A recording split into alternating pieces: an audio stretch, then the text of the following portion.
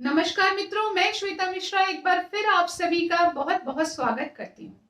मित्रों, आज इस वीडियो में मैं एक बार फिर आपके लिए एक बहुत ही इंपॉर्टेंट जानकारी लेकर आई हूँ और वह है मित्रों राहु व केतु का राशि परिवर्तन। जी हाँ मित्रों, 30 अक्टूबर को पूरे 18 महीने के बाद राहु व केतु का राशि परिवर्तन होने वाला है।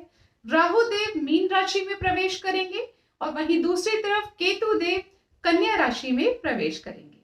और जब राहु व केतु का राशि परिवर्तन होगा तो वृष राशि व वृष लग्न के जातकों के जीवन पर इसका क्या प्रभाव पड़ने वाला है, आपके जीवन में क्या कुछ अब अच्छा होने वाला है, किस प्रकार की आपको सावधानियां बरतनी है और वो कौन से उपाय हैं जो वृष राशि व वृष लग्न के जातकों को करने चाहिए, इन सभी बिंदुओं पर आज इस वीडियो में हम चर्चा करेंगे।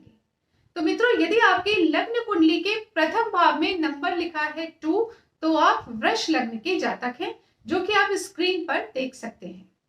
यदि आप वृष लग्न के जातक हैं तो मित्रों राहु व केतु अभी तक आपके छठे व 12वें भाव में विद्यमान थे। पिछले दिनों में आपने सेहत से संबंधित काफी परेशानियों को भुगता होगा। साथ ही आपके जीवन में हॉस्पिटल से संबंधित खर्चे देखने की स्थिति बनी होगी, स्वयं की या परिवार के किसी अन्य सदस्य के प्रति हॉस्पिटलाइज खर्चे। इसके साथ ही लॉस की स्थिति को भी आपने पिछले दिनों में अपने जीवन में देखा होगा। आपके कार्य क्षेत्र में, कर्म क्षेत्र में बार बार रुकावटें आए, बार बार स्ट्रेस या की स्थिति बनी, ऐसे योग बने होंगे। प्रॉपर्टी से संबंधित भी कहीं ना कहीं कोई ना कोई परेशानी आपके जीवन में बनी रही होगी। परंतु अब जब राहु देव का राशि परिवर्तन होकर राहु आपके द्वादश भाव को छोड़कर आपके एकादश भाव में प्रवेश करेंगे, जो कि राहु देव का कारक भाव होता है। वहीं दूसरी तरफ केतु देव आपके छठे भाव को त्याग कर आपके पंचम भाव में प्रवेश करेंगे। तो ये एक ऐसी स्थिति निर्मित करेंगे जहां सबसे पहले आपको अपनी सेहत में सुधार देखने की स्थिति बनेगी। जो आपके जीवन में फिजूल खर्च हो रहे थे लगातार आपके कार्यों में, कहीं ना कहीं आप एक तरफ से कमाते थे, दूसरी तरफ से खर्चा हो जाता था, ऐसी स्थिति बन रही थी, वो स्थिति भी अब समाप्त होगी। प्रॉपर्टी से संबंधित जो अजीब सी उलझने आपके जीवन में बनी थी, खास तौर से पैतृक संपत्ति से संबंधित, वो भी उसमें भी आराम की स्थिति अब बनेगी। कोर्ट कचहरी मुकदमे की जो स्थिति बनी हुई थी, जहां पर आपको बार बार बहुत कशमकश से जूझना पड़ रहा था, वहां पर भी अब स्थितियां आपके फेवर में आती हुई नजर आएंगी। धन से संबंधित भी आपको पिछले दिनों में जो परेशानियों का सामना करना पड़ा, उसमें भी अब सुधार की स्थिति बनेगी। तो मित्रों, अब जब राहु केतु का राशि परिवर्तन होने वाला है, इससे आप एक बार फिर अपने प्रोफेशन में तेजी से दृढ़ता के साथ खड़े हुए नजर आएंगे, यानी आप सक्सेस के मार्ग में आगे बढ़ते हुए नजर आएंगे। प्रॉपर्टी से संबंधित, भौतिक सुखों से संबंधित जो पिछले दिनों में परेशानियां चल रही थी, वो भी समाप्त होंगी। पिछले दिनों में या तो आप अपने भौतिक सुखों से वंचित थे, या फिर यदि आपके जीवन में सब कुछ है परंतु आप उसको भोग नहीं पा रहे थे, ऐसी स्थिति बनी हुई थी, तो अब वो स्थितियां भी समाप्त होंगी। यानी एक बार फिर आपके जीवन में भौतिक सुखों का संचार होगा, सुख व समृद्धि आपके जीवन में देखने को मिलेगी। साथ ही यदि आप पॉलिटिक्स फील्ड में हैं तो अब आपके लिए फेवरेबल सर्कमस्टांसेस बनेंगे। पिछले दिनों यदि माता से संबंधित चिंताएं थी, कोई मतभेद की स्थिति बनी हुई थी, या फिर माता के स्वास्थ्य से संबंधित कोई परेशानियां थी, तो वो समस्त स्थितियां भी अब सही हो जाएंगी, उनके स्वास्थ्य में सुधार आएगा और माता से संबंधित आपके जीवन में जो मतभेद थे या अलगाव की स्थिति थी या कोई भी चिंता थी, तो वो भी अब समाप्त हो जाएगी। पिछले दिनों जो आपके परिवार में आपको यश मान प्रतिष्ठा की कमी सी लगने लगी थी, यानी लोग आपकी बात को अच्छे प्रकार से सुन नहीं रहे थे या समझ नहीं रहे थे, परंतु अब एक बार फिर आप अपने परिवार के सदस्यों का प्रेम प्राप्त करेंगे। लोग आपकी बात को सुनेंगे, समझेंगे और आपको एक बार फिर से यश मान प्रतिष्ठा प्राप्त होगी। इस समय स्टूडेंट्स के लिए भी अच्छा रहेगा, क्योंकि केतु देव आपकी कन्या राशि में विराजमान है और कन्या राशि के लॉर्ड होते हैं, यानी कन्या राशि के स्वामी होते हैं स्वयं बुध देव, जो कि वृष लग्न के जातकों के जीवन में कारक स्थिति बनाते हैं। तो स्टूडेंट्स के लिए ये समय अच्छा रहेगा, परंतु आपको भी मन को भटकने नहीं देना है, यानी अपने फोकस को हिलने मत दीजिए। यदि आप फोकस्ड रहे तो निश्चित तौर पर आपके लिए बहुत अच्छी स्थितियां बनेगी। तो अब जान लेते हैं कि वृष लग्न या वृष राशि के जातकों को कौन सी सावधानियां बरतनी चाहिए।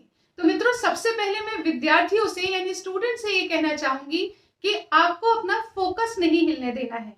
यदि आप फोकस्ड रहे तो निश्चित तौर पर आपके बहुत अच्छे फल आपको देखने को मिलेंगे। आपकी पढ़ाई के मार्ग में सिर्फ एक ही बाधा है और वो है आपका फोकस। अन्य स्थितियां आपके फेवर में बनी है। पूछिए कैसे?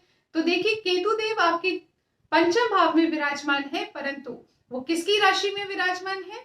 तो वो कन्या राशि में है। और कन्या राशि के स्वामी होते हैं बुध देव, जो कि आपकी कुंडली के कारक ग्रह होते हैं।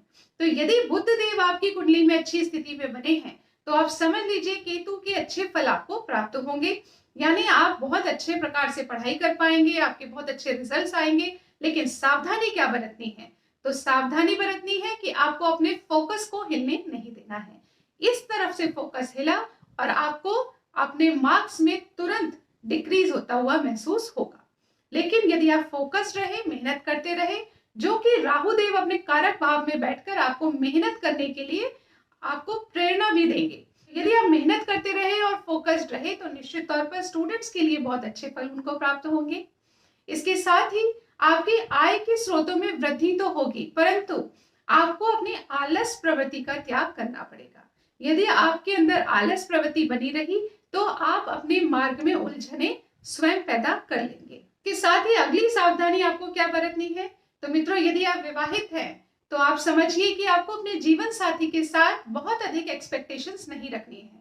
हर तरह की चीजों को जज नहीं करना है। हर वक्त अपने जीवन साथी की कही हुई बातों का अपने अकॉर्डिंग अर्थ नहीं निकालना है। यानी आपको सावधानी क्या बरतनी है? तो अपने जीवन साथी को समझने का प्रयास करना है, ओवर एक्सपेक्टेशंस नहीं रखनी है। यदि आपने इस चीज का ध्यान रखा तो आपके वैवाहिक जीवन में मधुरता बढ़ती हुई नजर आएगी और आपको अपने भाग्य का भी परिपूर्णता से साथ मिलता रहेगा। तो इस प्रकार से इन सावधानियों को आपने बरतना है मित्रों। निश्चित तौर पर राहु व केतु के राशि परिवर्तन का अच्छा प्रभाव आप अपने जीवन में देखेंगे। साथ ही अब जान लेते हैं सरल व सटीक उपाय जिनको कर लेने से बची कुची परेशानियां जो आपके जीवन में आ सकती हैं वो भी समाप्त हो जाएंगी। तो सबसे पहला उपाय है आपके लिए ओम रांग रावे नमः। इस मंत्र का जाप अवश्य कीजिए। इसके साथ ही ओम केम केतवे नमः इस मंत्र का जाप कीजिए। इन दोनों मंत्रों का जाप आपको डेली करना है। यदि संभव हो तो 108 बार कीजिए, अदरवाइज आप इसको 21 बार भी कर सकते हैं। इसके साथ ही दूसरे नंबर पर आपको क्या करना है? तो आपको अपने घर में जितने भी इलेक्ट्रॉनिक प्रोडक्ट्स हैं उनको सही रखना है, यानी कोई भी आपकी चलती हुई चीज रुकनी नहीं चाहिए। इससे आपकी ग्रोथ रुकती है। तो वो क्या चीजें हो सकती हैं? जैसे आपके घर की घड़ियों पे ध्यान दीजिए, यदि वो रुक गई है तो सेल चेंज कराइए, उन्हें ठीक कराइए। कोई अन्य इलेक्ट्रॉनिक प्रोडक्ट है, मोबाइल है, आपके माइक्रोवेव है, किचन की और कोई प्रोडक्ट है या घर का पंखा है, कोई भी चीज है जो भी चलती है वो रुकनी नहीं चाहिए। इसके साथ ही घर में कहीं भी जाले लगे हैं, गंदगी है, स्टोर रूम का भी आपको सफाई करवा लेनी चाहिए, ताकि कहीं भी यदि गंदगी जमा होगी, पंखे के ऊपर धूल जमा होगी, दीवारों पे जाले लगेंगे तो राहु देव का नेगेटिविटी के साथ आपके जीवन में वास होगा। तो इन स्थितियों को आप स्वयं सुधार सकते हैं। अपने घर की सफाई कर लीजिए ताकि किसी भी प्रकार से नेगेटिव स्थिति आपके जीवन में ना बने। यदि आपने इन चीजों का ध्यान रखा तो निश्चित तौर पर वृष राशि के जातकों के लिए राहु व केतु का राशि परिवर्तन अच्छे ही फल लेकर आएगा। आशा करती हूँ ये जानकारी आपको पसंद आई होगी। यदि पसंद आए तो इस वीडियो को लाइक कीजिए, पेज को फॉलो कीजिए और अपने मित्रों व अपने परिवारजन के साथ इस वीडियो को शेयर कीजिए।